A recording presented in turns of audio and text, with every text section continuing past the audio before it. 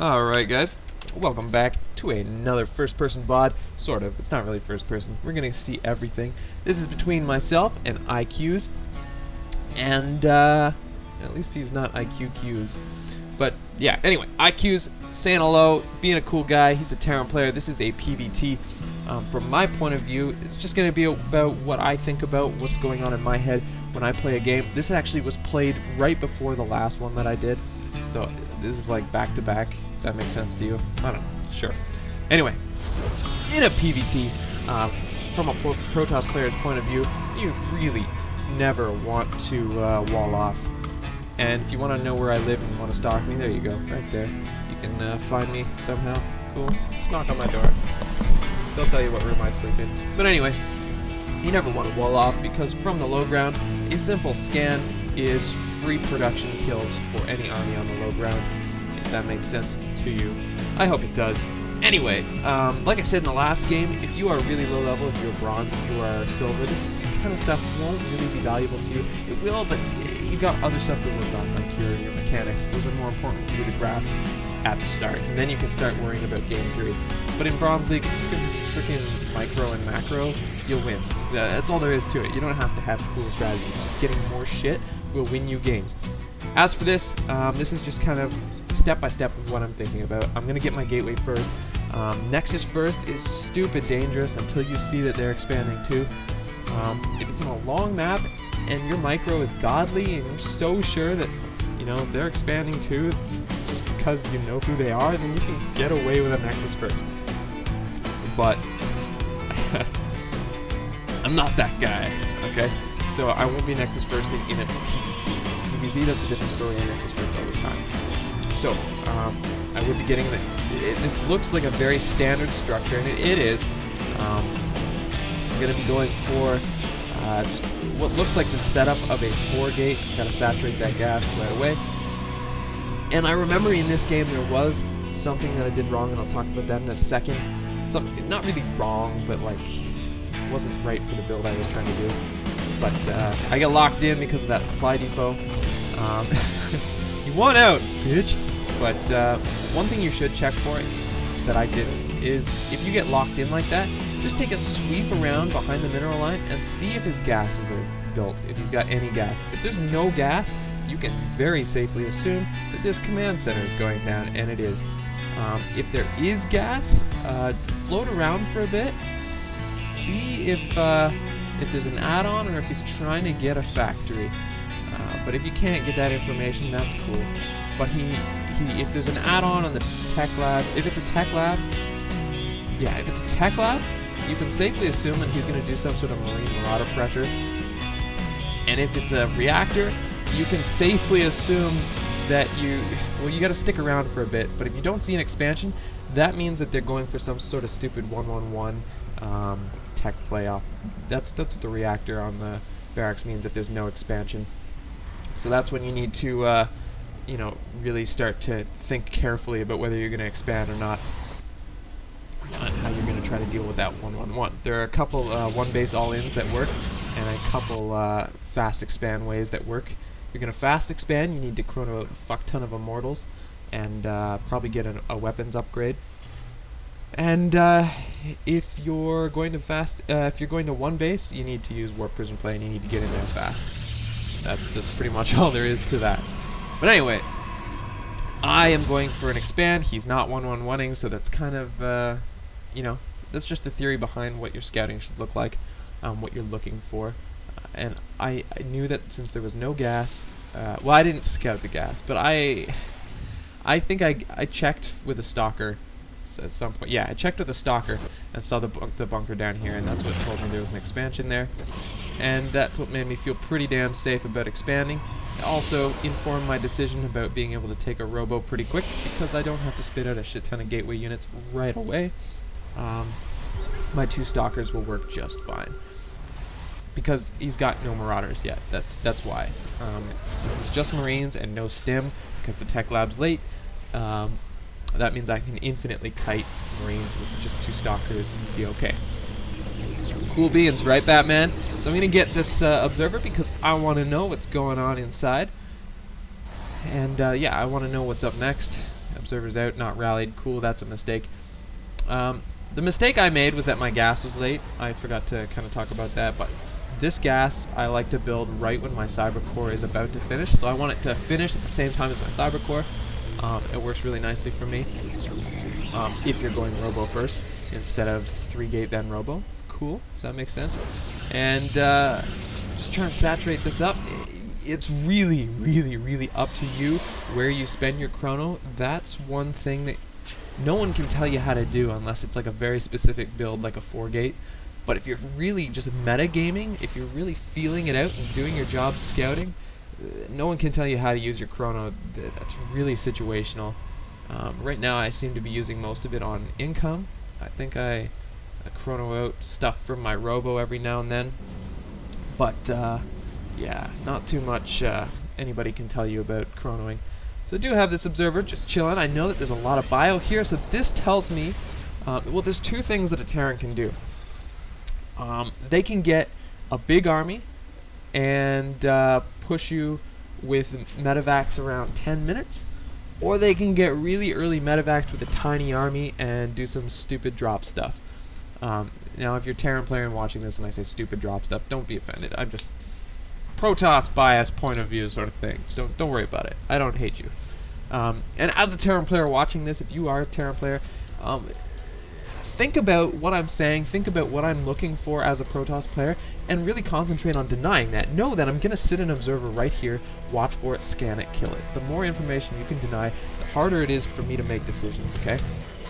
So he's making this massive ball with no medevacs. There are going to be medevacs eventually. Yeah, so there's the starport. He's got this naked, useless factory. And Terran players, don't fly that around and lose it, man. Turn it into reactor Hellions. You got trouble with charge lots? Use reactor Hellions. Fuck. Get used to that, because, man, when Heart of the Swarm comes out, and he got my observer, by the way. When Heart of the Swarm comes out and you can make battle Hellions, you're going to be glad you had that factory. But anyway, get into the habit, because I think it's going to be really good for you. By the way, I got this gas. It's not saturated. It should be. That's a mistake. And I do have drop scouting observers over here. Had an observer over here, but I think, yeah, because he killed my observer at his base, I'm going to send in another one. And just keep an eye on what's going on. He's got this guy at the tower. I do not have the tower. I should have the tower. No reason not to get the tower if you have stalkers and you're against a Terran player. Unless, of course, it's jam-packed with marauders. Stretch. Okay. Anyway. So yeah, he's building this huge death ball. I mean, I could have Colossus right now, but that's not how I play. I don't like Colossus. I really don't. So, I go into, I like to get charge lots. There's a couple ways you can play this out. Charge lot is really better if you're on 2 base rather than 3, but I'm taking this 3rd base because I can see everything. I know what he's doing.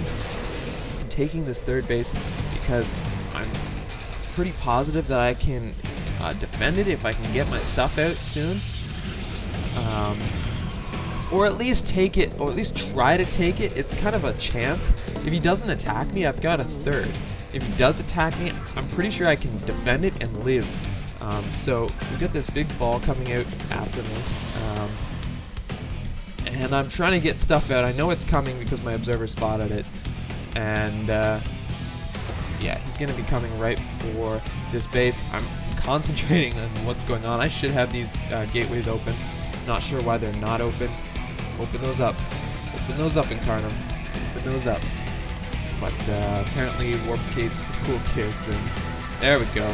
There we go, but it's a little too late. This army's coming in. I'm just trying to pack myself up with charge lots. And here he goes. He's going to go into my 3rd base here. He's going to, this is a free nexus for him. A couple force fields go down to help me stop his army from backing up. And, you know, slowing half of it down. Part of it's going to come up the ramp after me, which is actually pretty great. Lets me pick off a few units for free. Dismantling an army this big is about forcing stims and breaking it up into pieces. As you can see, I'm brave enough here to come out and pick off pieces of it. I don't mind that I lost my nexus. I really don't care. He doesn't have his 3rd either. He actually managed to keep these gateways here. And you just have to be slow and methodic, really. if you rush in against something like that, you're going to lose. You have to pick it apart piece by piece and really use force fields carefully. Archons always help too, but and just keep on top of your warpins, and that's really how you're going to do it. Upgrades are important too. The only reason I even stood a chance here is because I had good upgrades. I'm currently 1-1-1. He's 1-1. He's 1-1 as well, but he's not microing very well. He actually picked up units into a medevac because he's going to try to drop me, and going to get that Templar out of there. I'm going to do a warp in. Is he going to get my Templar Archive? I think he might. Just battling little pieces here. This is a lot of multitasking for both of us. Trying to chrono out that Storm tech to get it finished before he can DPS down the building. He is going to get the building, and that was frustrating for me. So my Storm is late, and he's not watching these units. I mean, he could have done a little more damage. He could have been in my line, doing some mineral line damage. He would have forced me to pull, and that's not what happened here. So I don't know, man. Bad Terran is bad, but yeah, so really this third was risky for me. It was really risky. Had I not taken that third, I could have defended his push quite easily. And he is going to take his third behind that push, which is, you know, it's good. He did some damage, take his third, but he needs to be faster about lifting this off and taking this base.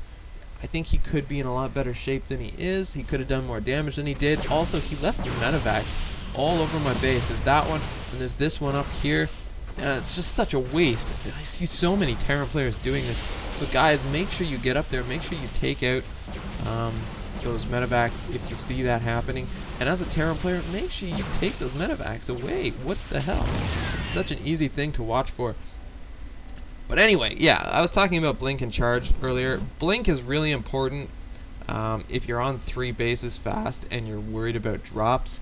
But if you're on 2 bases, Charge Lot is good because you can just split up your charge lots between your 2 mineral lines and then watch the middle with observers or with the tower or whatever. If you see a big death ball coming up the middle, then bring your stuff to the front. And if not, you can leave your stalkers at the back of the line, and if a drop comes, you've got it covered. That's all there is to it. So, we do have the Templar Archives back and running, trying to get Psionic Storm going. And I'm not really using my chrono, so bad, Matt, bad.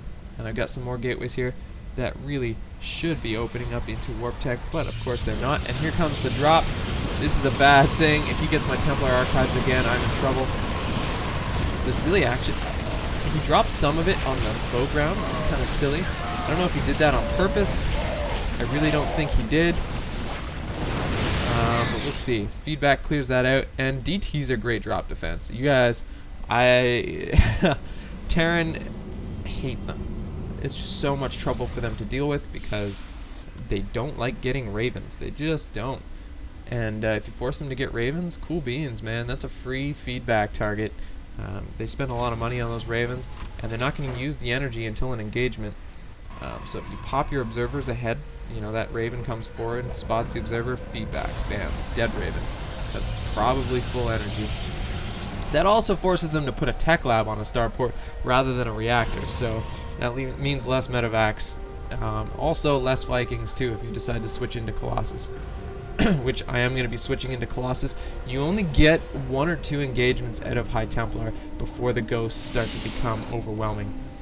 So that's a big thing too. Make sure you are transitioning quickly. You can always stop making Colossus when the Viking count gets high. And yeah, that's pretty much all there is to it. When you see medevacs, make Colossus, and when you see Vikings, make High Templar. But you want to start with the High Templar to force the ghosts, because ghosts are shit against Colossus. So there's that. But anyway, yeah, this is just the army composition that I like to start with. And single DT kind of doing some damage at the watchtower there.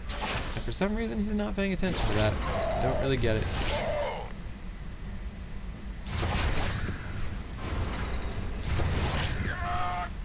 But anyway, cool.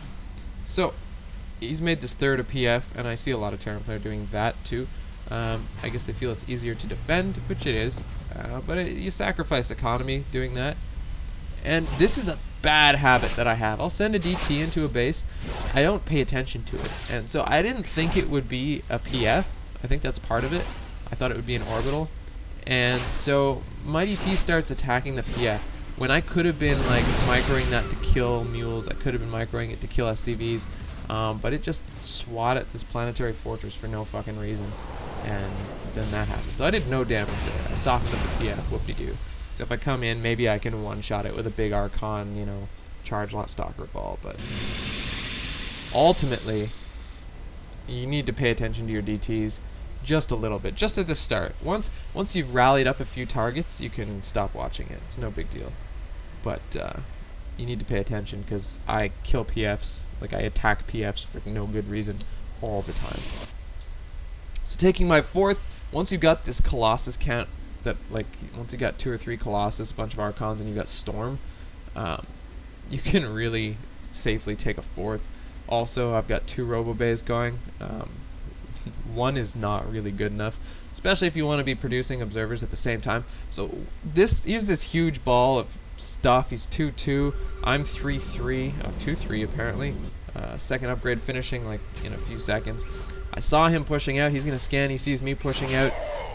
And there's a DT once again on top of his army, and you know, that's cool. I like that. And my stalkers are in front of my zealots, which is terrible, absolutely terrible. But the zealots still will get ahead. He's fighting me in a choke, which is awesome for him when I don't have High Templar Colossus. But when I do have that much splash damage, I can't fight in a choke. And the High Templar and the Colossus just vaporize that army. And an observer still checking out what's going on. A single DT will be put forward to you know, kill down a few more units. It will force a scan or an EMP or anything. I don't know. We'll see. But nope. My DT wanders into the missile turret. Cool beans. So he's going to try to take a 4th. And I do have an observer right here. We'll check that out, I think. I have an observer sweeping down here. I wanted to make sure he didn't float a command center off. Spotting is so important, guys. It's so easy for a Terran player to sneak an expansion, and just, it's really shitty. It's like, oh god, I didn't know he had that. Had I killed it, I would have won the game, but I didn't kill it, so I didn't win the game. And really, that's how it feels. So make sure you spot those locations just to make sure. And you know, once you check, you can use that observer for whatever the hell else. It's like fucking map hacks, man. So make sure you've got that. IQS is actually floating this command center away, and I spotted it with this observer, and I will get a free command center. That's all it is. And he's going to try to stop it, but that's the biggest mistake he could make. He's going to lose his army and his command center. So you see those storms going down, there was feedback on the medevacs, and then there's a dead Terran army. End of story. So yeah, this is GG for him. He doesn't tap out right away. He really should. But yeah, once again, guys, like I said, I'm not top masters or anything, but that's only because I don't get to play very much, because when I do have time to play, I cast.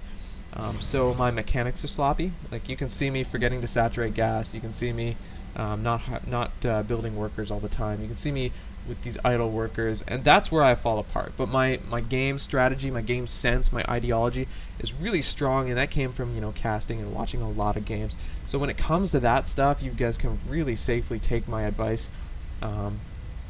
And maybe if I ever get a chance to play more, I'll give you up there in the Masters, and you guys can root for me on some tournament or something. But yeah, right now I don't get to play very much, so my mechanics are pretty sloppy. My micro is my best, probably my best mechanic. My macro is what. Anyway, storm going down, cool beans. Never push up a ramp. You never have to push up a ramp. Just good feedbacks on the ghosts. That observer, just the forward observer, is so key. So key. Because those ghosts come down to drop an EMP, and you can feedback them before they can see you. We're going to see probably him pull down another ghost. Yeah, look at this. Another ghost. The forward zealot makes him very seeable. Oh, but he's cloaked. I took my observer with me. Ha ha ha ha ha. And I'm not sure what he's doing here. Looks like that ghost is going to go over here and run out of energy right about now. He doesn't know where my army is. That's cool. Still mining away. Like, leave it to a Terran to think you can come back from this. It's so funny. But anyway, Ghost runs out of cloak. And I'm not too concerned. I was like, maybe he'll nuke me. Wouldn't that be hilarious? Because there's nothing there. Couple stalkers warped in. Gonna one-shot that Ghost. Two-shot it. Cool. Whatever. And then I'm gonna fight his army and win. So, no GG. That's okay. 2 observers in your army. Always make sure you have a ton of observers in your army, because when they get, like, I've got 3 in there.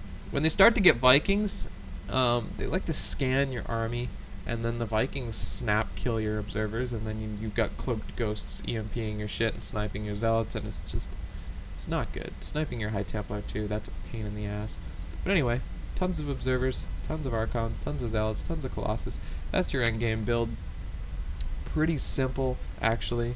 I was starting to switch into carriers of shit at the fan, but just for fun, because carriers are hilarious. But anyway, guys, I'm Assistant Incarnum. If you have any questions, drop them in the comment section below. I'll see you guys next time, I think. Yeah.